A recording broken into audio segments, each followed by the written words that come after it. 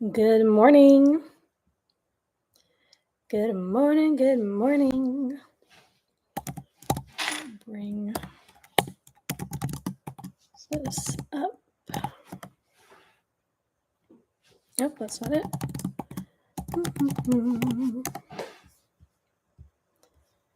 Good morning. Good morning. Let's get logged in. Okay. Nope. Here we go.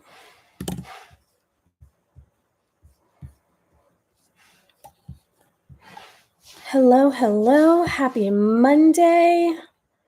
I'm running a few minutes behind today. I apologize. It's been like that the last few times. Need to remedy that this summer. Happy June. Happy June, you all. How is everyone doing?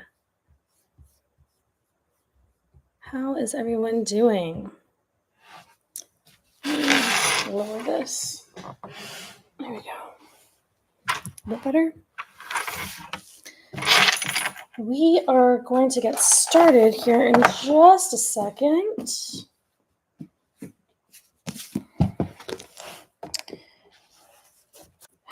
see. We have skipped a few Mondays, or I think it's been a couple Mondays.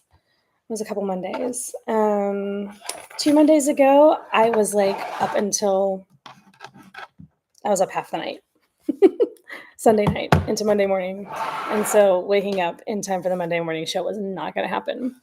And then last Monday, of course, was a holiday here in the States. So I slept in. So we are back in session. And we're going to go ahead and get started with our psalm for the morning. This volume, good morning, Cindy. This volume is Psalms of the Bible. It's got all the Psalms of the Bible, both in the Christian Standard Bible and in the King James Version. And we've just been slowly working our way through. Today I'm going to be reading Psalm 49, Misplaced Trust in Wealth. This is for the choir director, a psalm of the sons of Korah. Before I do, I need to take a sip of water. Okay. All right, a psalm of the sons of Korah, Psalm 49. And it says, "Hear this, all you peoples. Listen, all who inhabit the world. Both low and high, rich and poor together. My mouth speaks wisdom. My heart's meditation brings understanding. I turn my ear to a proverb. Explain my riddle. Explain my riddle with a liar." Good morning, Darlene. "Why should I fear in times of trouble? The iniquity of my foes surrounds me. They trust in their wealth and boast of their abundant riches. Yet these cannot redeem a person or pay his ransom to God, since the price of redeeming him is too costly. One should forever stop trying, so that he may live forever and not see the pit. For one can see the wise die, the foolish and stupid also pass away. Then they leave their wealth to others. Their graves are their permanent homes, their dwellings from generation to generation. Though they have named estates after themselves, but despite his assets, mankind will not last. He is like the animals that perish." Excuse me. "This is the way of those who are arrogant and of their followers who approve of their works. Selah. Like sheep, they are headed for Sheol. Death will shepherd them. The upright will rule over them in the morning, and their form will waste away in Sheol, far from their lofty abode. But God will redeem me from the power of Sheol, for he will take me. Selah. Do not be afraid when a person gets rich, when the wealth of his house increases, for when he dies, he will take nothing at all. His wealth will not follow him. Though he blesses himself during his lifetime, and you are acclaimed when you do well for yourself, he will go to the generation of his fathers. They will never see the light. Mankind with his assets, but without understanding, is like the animals that perish.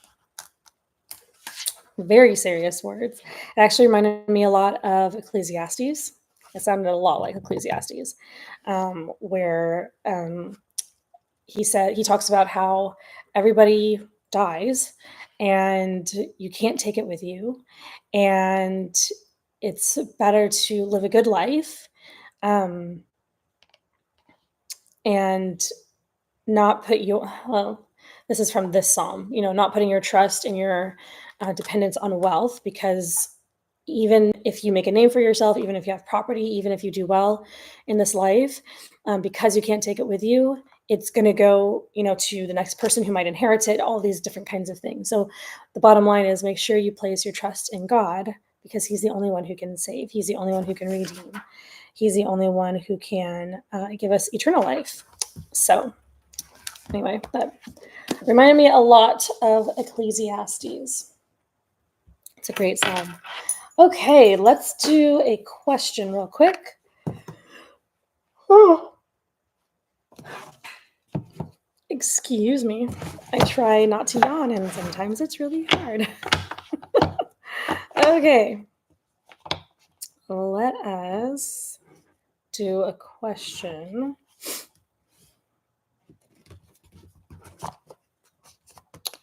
Do you want to go? No. I think we've done that one before.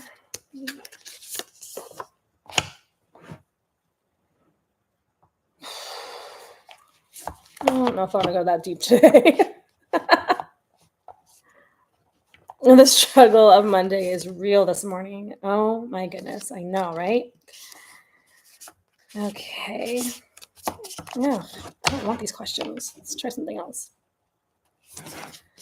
Okay. I'm not doing that one.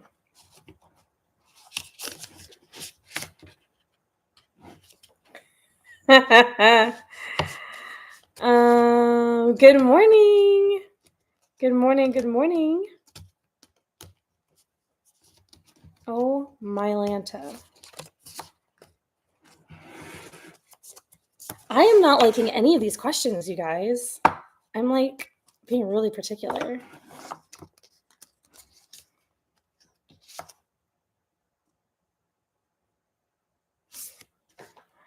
If you could buy, if you could buy your dream house, what is one weird room or feature you would have? If you could build your dream house, what is one weird feature that you would have?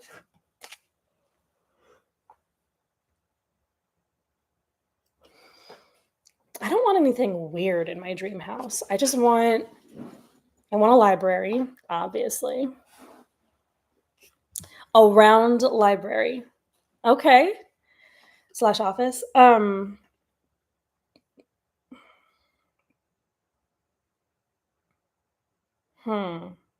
want a library. I'm trying to think if I want anything weird. I want the ladder that slides. That's not weird though. I want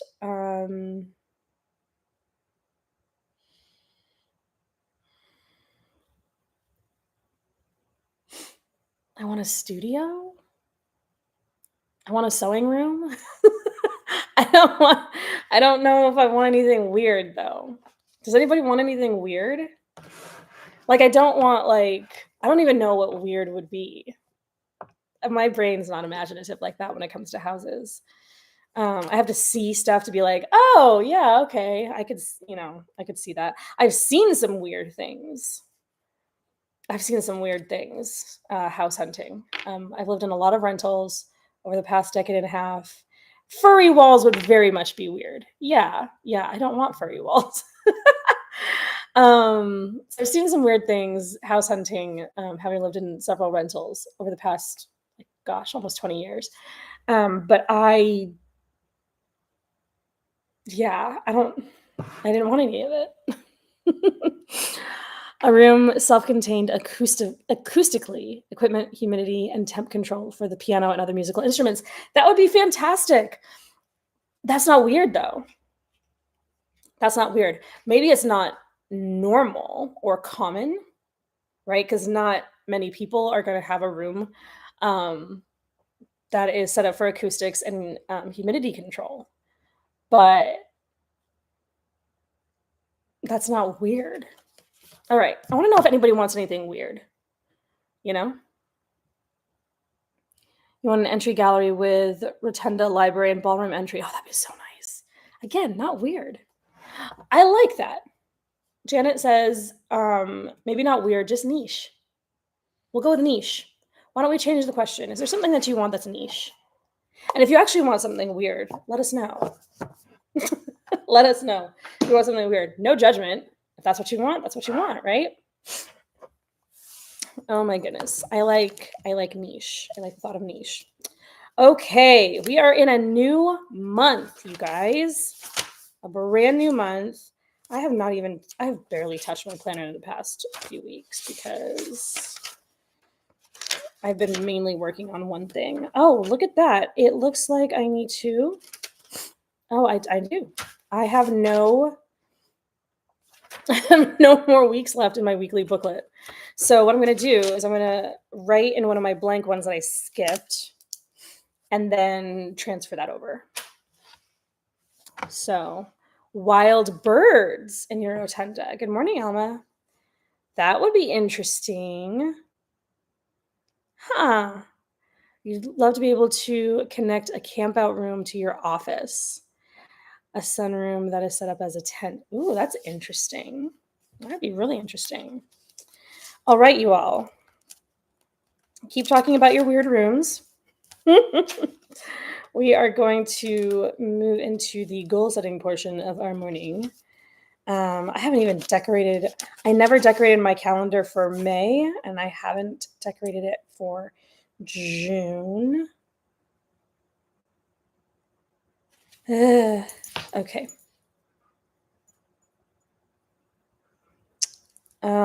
It's just been a really busy week or month. Okay. In fact, I'm not even going to write that. I'm going to write it in here. So we're going to use one of my daily pages. Okay.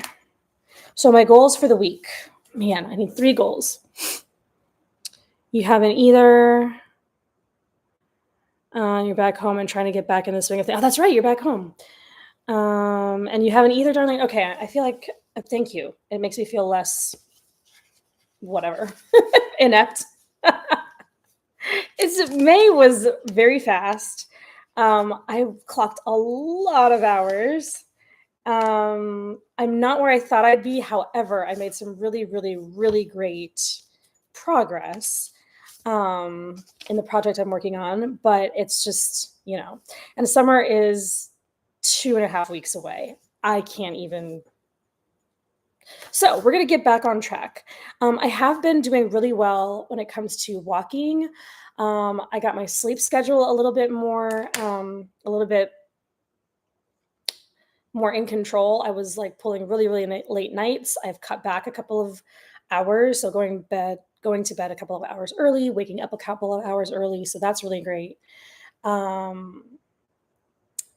So that was good. And then meal planning and prep has been okay. I've been walking on my walking pad fairly regularly. So that's been good as well. So I have been making some progress, which I'm proud of. So at this point, it's just a matter of continuing. Okay, so this week, what are we doing this week? Let's see. Design book cover, map out 60 pieces of content, and then draft work articles. Awesome, Cindy. You've got it down. Let's see, what is it today? Today is 6/2. 6/2. Okay. Apparently, I have a lot of setup to do. So we're going to set up planners.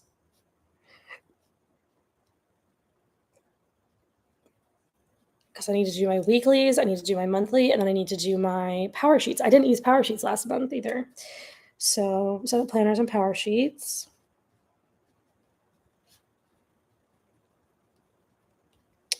I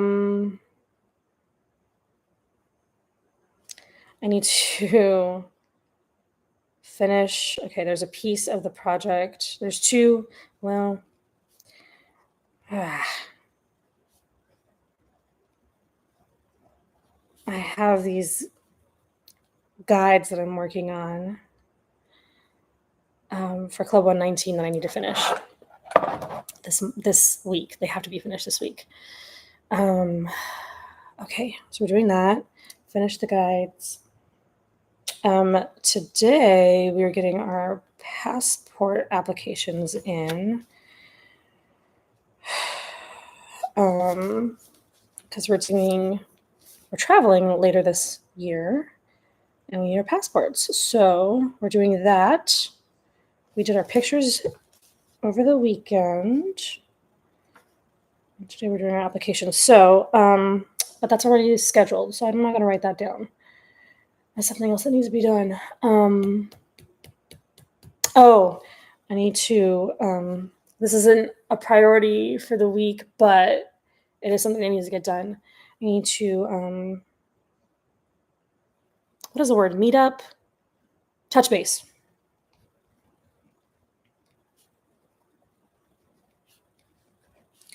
With someone about another project.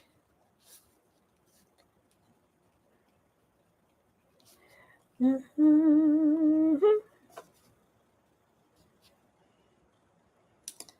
then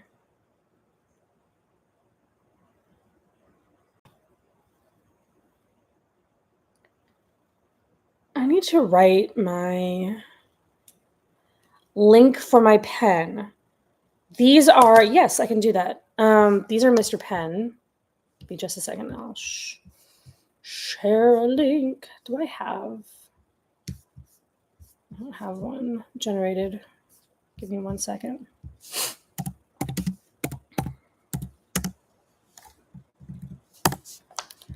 I really do like these. They're very fine point. I bought these earlier this year, it appears. Back in February. Okay, there's the link to the pens. They don't work like the slippier, the more slippery the paper. Like this is this like the fake Tomoe River? I forgot what kind of paper this is, but it's really fine. It doesn't have like a grip to it. I find that the pen doesn't write as well on the slippery paper, if that makes sense. So, but it works good on other kinds of paper. But it kind of stinks because my A4 paper is like not regular A4 paper. It's very slippery, I guess. I'm trying with my morning brain to explain something very simple. It's not working. But anyway, it doesn't work well on all paper. That's what I'm trying to say. Okay. I know there's something else. I have a task that I've been trying to do for the past month. I know you guys can relate, and it just has not happened. I need to move. Okay. Actually, we'll probably get that done today. Move. Since my husband is off today.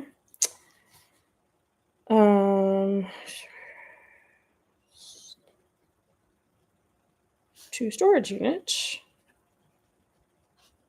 Oh, and then we also need to go to the bank and make an adjustment on our account.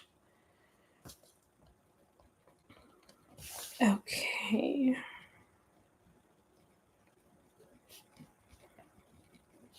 No. What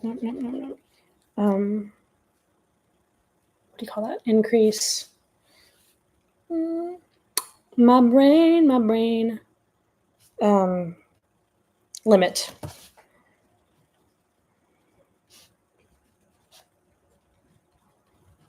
Okay. All right. That's enough for now, apparently, because that's all I can think of. All right. For anybody who might be new to the Monday morning show, I never know who all is on unless you say something. So, what we do at the beginning of, or what we're doing since it's the beginning of the week, is picking 3 top priorities that if you could just get them done, then you will consider the week a success. It's not your full to-do list, but it's like your main pieces. So for me, I wrote down multiple things, but I do need to get my planners Power Sheet set up. I have some guides that I'm writing for Club 119 that I need to do. And then I also need to,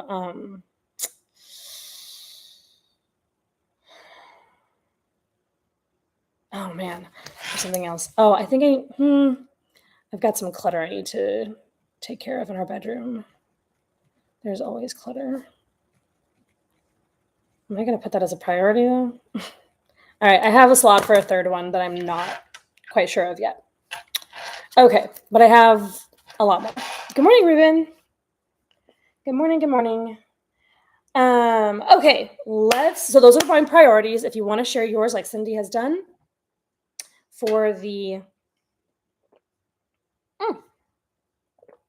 group, feel free to do so.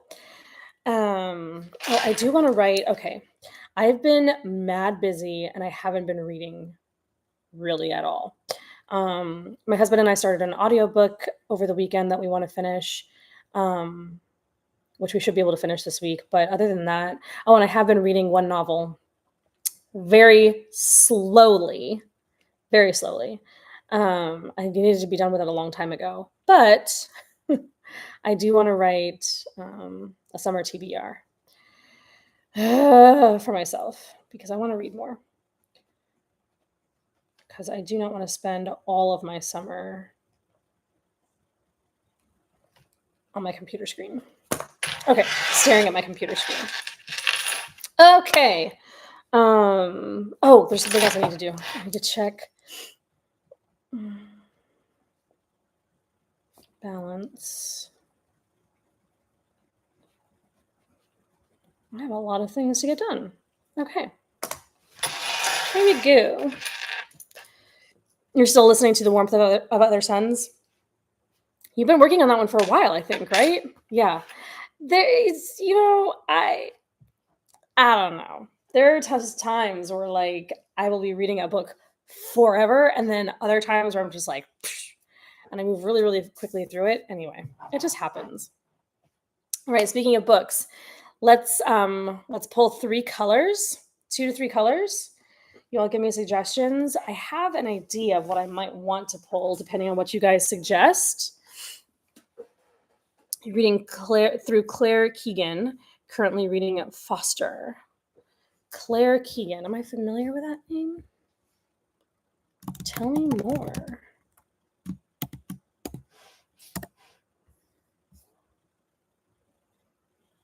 Okay, I see it. Foster.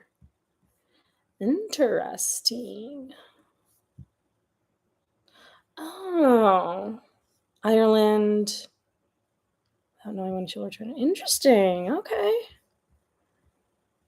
Okay. All right, Ruben. Yellow, green, purple. Yellow, green, purple. Let's see what we can do. Yellow, green, purple.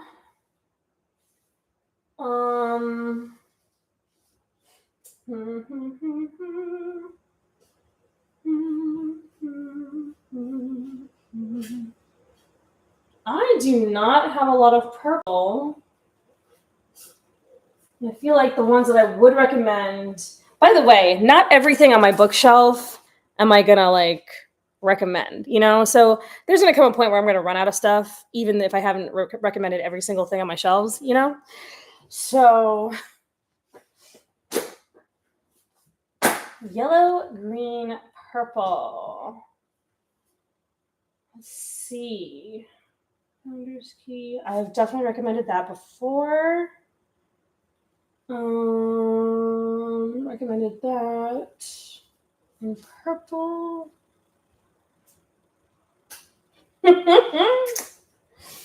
Okay, so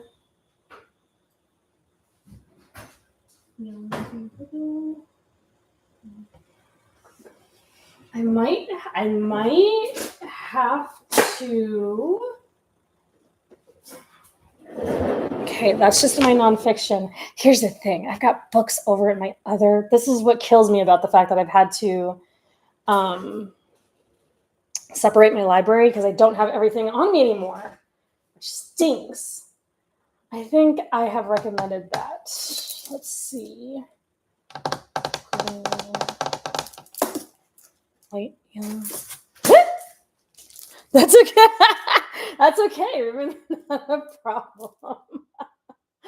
Not a problem.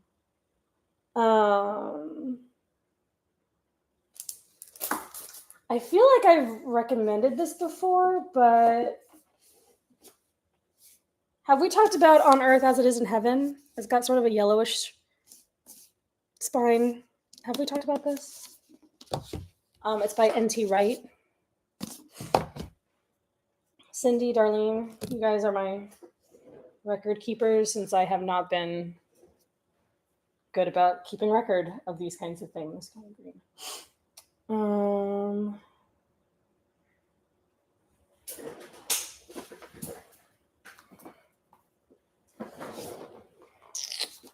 think we've recommended that. You're making me work. Yes, you are. Let's go over to you.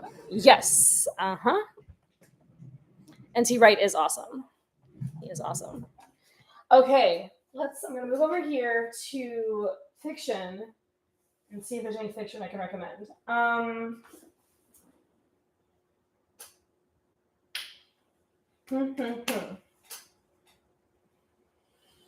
It's yellow. It's green. Okay.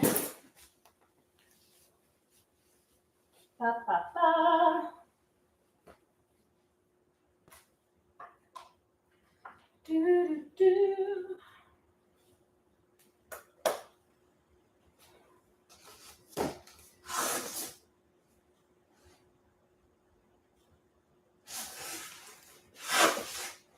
That's also yellow. Okay.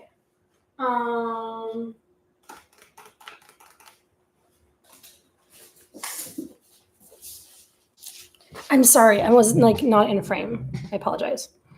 Okay.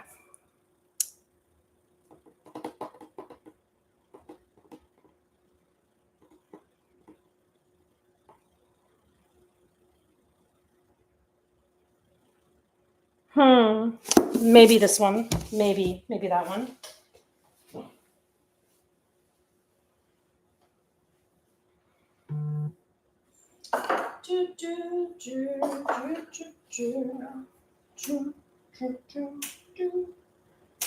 That is a Christmas book. I think we talked about that one. Maybe not. Yeah, I think we have. We totally talked about that one. Okay. We're gonna. I've got 3, but I'm not 100% sure. So what we're gonna do is I'm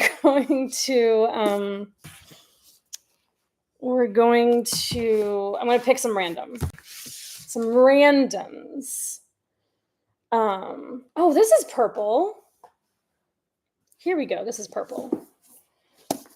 And I'm pretty sure I have not done that one yet. And I'm sorry, you guys. I'm really thinking this through. Okay. Oops. Sorry. We're all good. Something just fell. Let's get back here.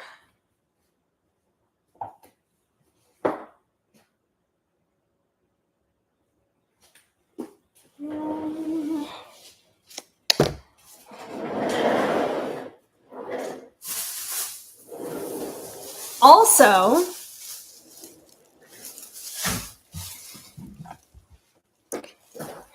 we can wing it. Are the stacks of all the orange and white? Those are penguin. Those are penguin.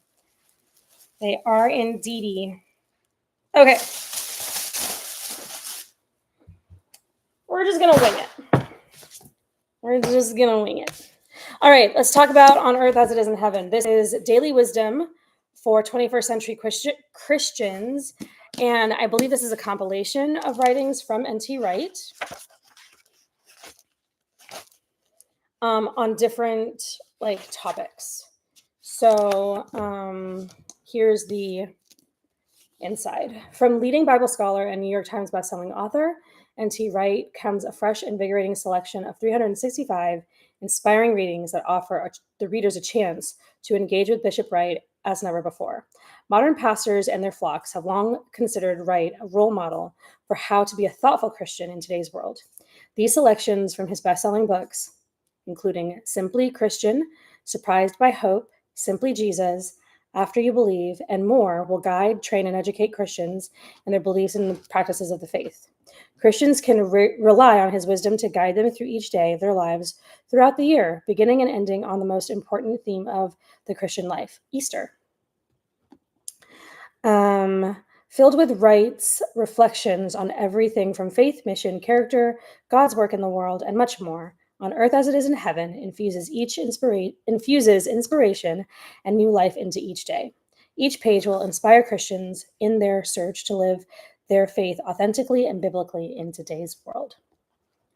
So it is a compilation, like I said, and like it describes 365 days. You can work through this in a year. I am actually currently listening to How God Became King by N.T. Wright, which I feel like I've talked about before. That's a Red Spine book. So far, it's really good. It's one of those I'm going to want to go back and read in print at some point. But the audio is really good too. Okay, On Earth as It Is in Heaven, N.T. Wright. Okay, next we have, so this has some purple in the spine. The letters are purple. This is Awakened by Priscilla Shirer. This is another devotional. I've got devotionals here on this shelf that you can't see. Maybe we've talked about it before, but it's 90 days with the God who speaks. 90 days with the God who speaks. The choice of a devotional book is more personal than most. This kind of reading is not merely for the purpose of leisure or enjoyment.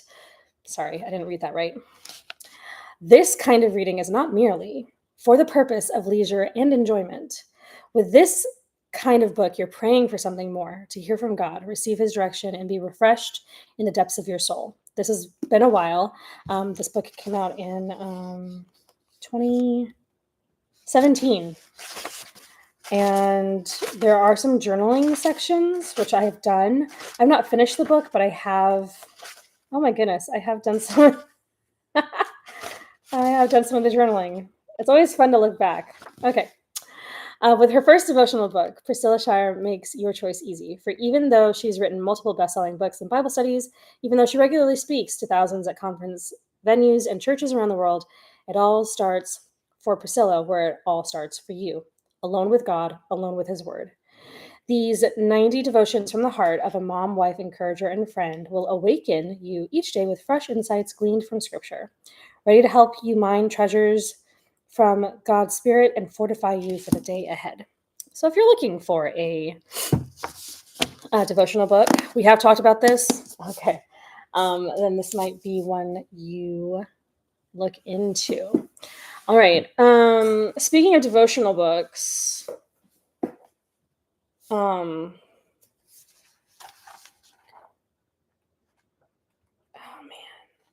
I'll throw this one in. This is devotions. We got this as a wedding present. We also talked about the other one. Oh, okay. We talked about How God Became King. Yeah, I remember that. This is sort of green. This is Devotions for a Sacred Marriage. So Gary Thomas's book, Sacred Marriage, I read it a long time ago and I remember liking it. Anyway, we got this as a wedding present. We have not read it yet. I know, isn't that terrible? But anyway, it's a year of weekly devotions for couples if you're looking for one to do maybe with your spouse. Okay. Just throw that in there. Okay, purple. So this is going to be a heavier read. This is called The Girl Who Smiled Beads. Did we talk about this? By Clementine Wamaria? Clementine Wamaria. No? Okay.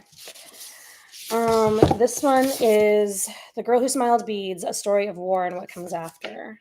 It's got purple. That's why I picked it. Clementine Wamaria was 6 years old when her mother... Oh, I have this in fiction, but I don't think this is fiction.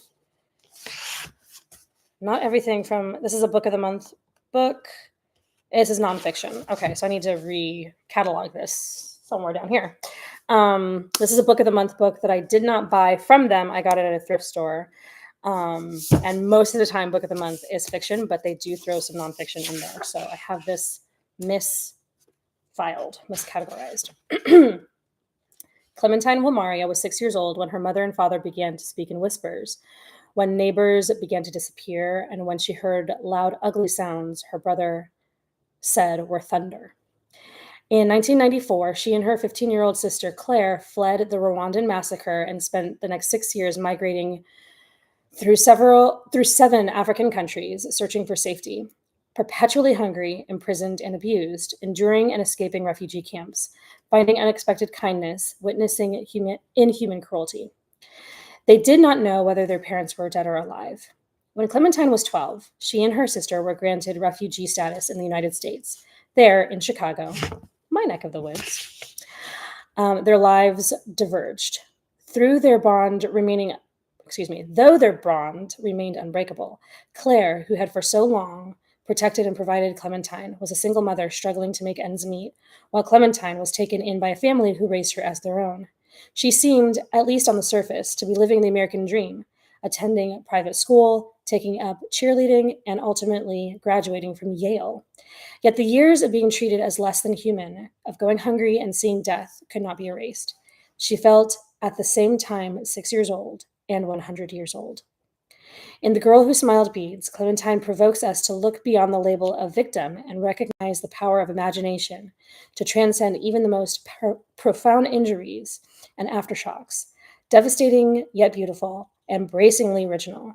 It is a powerful testament to her commitment to constructing life on her terms. Clementine Wamaria. So this is nonfiction. It sounds like it's going to be a heavy read. It's not that big. Here's a picture of the author. But I do believe, let's see, this was Book of the Month back in 2018, and it was published in that year. Okay.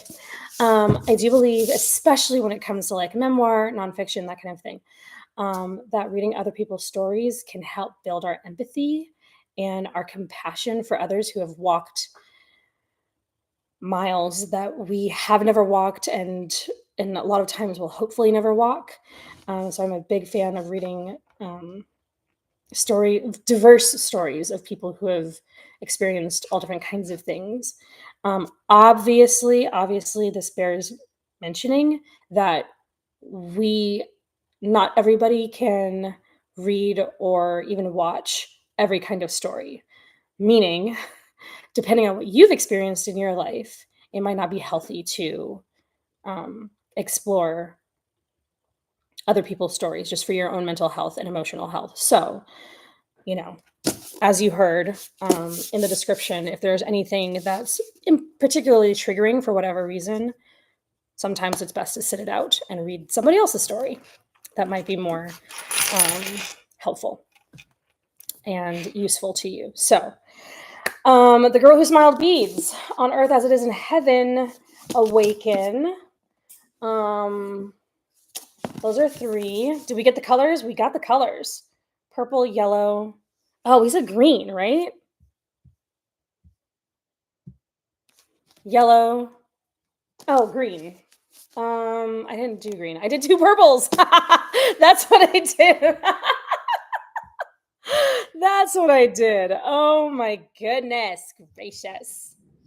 Okay. Well, I feel like I want to do another one, but I don't know. I did pull this one for something. because it's been on my list for a while and I want to read it. So I might as well pull it. Have we talked about Uninvited? Have we done this one? Lisa TerKeurst. 2016. You can still I hate it when they do this at thrift stores. They'll just write right on the book and it's hard to like get off. But I paid $1.99 for this or $1.49. And if they were running a sale on thrift books, then I paid even less. This is how I buy my books, you all.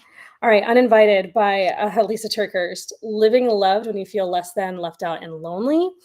You don't have it on the list? Okay, so this might be something that helps somebody. The enemy wants us to feel rejected, left out, lonely, and less than. Uninvited. In Uninvited, Lisa shares her own deeply personal experiences of rejection, from the perceived judgment of the perfectly toned woman one elliptical over to the incredibly painful childhood abandonment by her father. She leans into honest examination. Honestly, yes, there was green. It's kind of yellow. I don't know. We're just throwing this in. And this is none of the colors. This is just white and black and white. She leans into honestly examine the roots of rejection, as well as rejection's ability to poison relationships from the inside out, including our relationship with God. With biblical depth, gut honest vulnerability, and refreshing wit, Lisa will help you. 1, stop feeling left out by believing that even when you are overlooked by others, you are handpicked by God. 2, change your tendency to either fall apart or control the actions of others by embracing God honoring ways to process your hurt. 3, know exactly what to pray for the next 10 days to steady your soul and restore your confidence in the midst of rejection. And 4, overcome the 2 core fears that feed your insecurities by understanding the secret of belonging. Uninvited reminds us that we are destined for a love that can never be diminished, tarnished, shaken, or taken. A love that does not reject or uninvite. So I pulled this for myself because honestly, I deal with just like feeling inadequate and like on an island sometimes. I'm not going to get into it, but I was like, oh yeah, I feel like this sounds like Uninvited, which I'd heard about. I also play the comparison game quite a lot. So anyway, and I was like, maybe this book is something that I need to put on my list for the near future. So I pulled that for myself. Okay, there we have it. There we have it. Let's do some challenges really quick. I'm going to let you go. We've got a busy day ahead of us. Busy Monday. We're starting off June running. You play. Comparison is always trying to play in your playground. Seriously, it's not. It's a. What do you call it? It's a trap, and it's hard to get out of. It really is hard to get out of. Also, and this is just a suggestion, I don't know what you all might feel about this, but yesterday, I was processing some thoughts, and I remembered that Emily P. Freeman, who wrote The Next Right Thing, which, by the way, if you've not read that book, great book. She talked about the power of naming things. When we know what to call something, then this is just my words, but when we know what to call something, we can better address it, work through it, process it, all different kinds of things, handle it, figure out how we might need to respond or what we might need to. You think you might have Uninvited? Yeah. Anyway, just if we know how to name something, then we'll know then what the next right thing might be. And so I was processing some thoughts yesterday, and I was like, okay, I know this is my thought, but I don't know what kind of thought this is. And I'm not sure what to do with it. I'm not sure what the next right thing is to do with this thought or this series of thoughts. And so I went on AI and I typed, and I said, I'm thinking this. What is this called? Excuse me. what is this called? I'm just trying to name this thing that I'm experiencing. And it based on what I had typed into my AI tool, um, it gave me some information and I was like, "Huh, that's really interesting." And I went back in and I was like, "Okay, tell me what this means then," right? And long story short, it gave me some insight into some of what goes in on what goes on in my brain. And I have said for years that I would love to like get therapy because I think everybody should get therapy just to just address what cobwebs and thingies might be going on in our brains. Like just like a checkup, like you check up your body. I think we should check up in our brains as well. It's not something I can afford right now, so it's just, but as I was working through understanding that what these kinds of thoughts might be called, and and I wasn't looking for like a therapy session with AI. I just wanted to name some stuff because I think you should talk to real humans um, who actually care about you and all of that. But anyway, but as I was being able to name some things, I was like, "Oh my goodness, that makes sense." Now I know, like, what to pray about. Now I know that when this happens in my mind, I don't have to kick myself because I can be more gracious to myself because I know at least the neighborhood of what might be going on up here, you know? Anyway, so you might try that. If you're thinking about things and you want to be able to know like why is it that I think this way or what is it called that this is what my go-to response is or that my trigger might be this or something like that.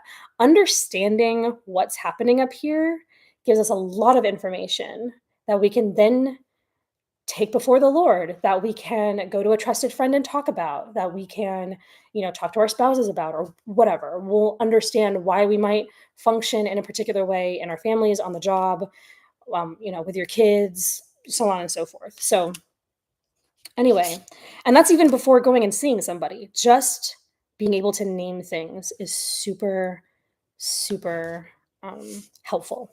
So, okay. Thank you for coming to my TED Talk. All right, here's a challenge for the week. It is incredibly interesting how a little bit of insight can change things. I mean, it it wasn't a huge like mind-blowing moment. I did discover a couple of things and I was like, "You know what? You're right. I All right, that is kind of how I process it or this is that rings true." You know? Let's see. More often than not, we are not alone in those things that can help with reaching out to others. That's exactly right. Exactly right. Sometimes, actually, most, if not all times, I'm going to leave room for margin, but I think most times, the things we struggle with can be some of the best parts of not just our testimonies, but our ability, our capacity um, to help others, and part of the tools that we can have at our disposal to help somebody else because we know what it's like. We know experientially, I've dealt with this. I know what this feels like. I know how this might manifest itself in a life. I know, some of the ramifications, so on and so forth. So, and here's what I can offer to you.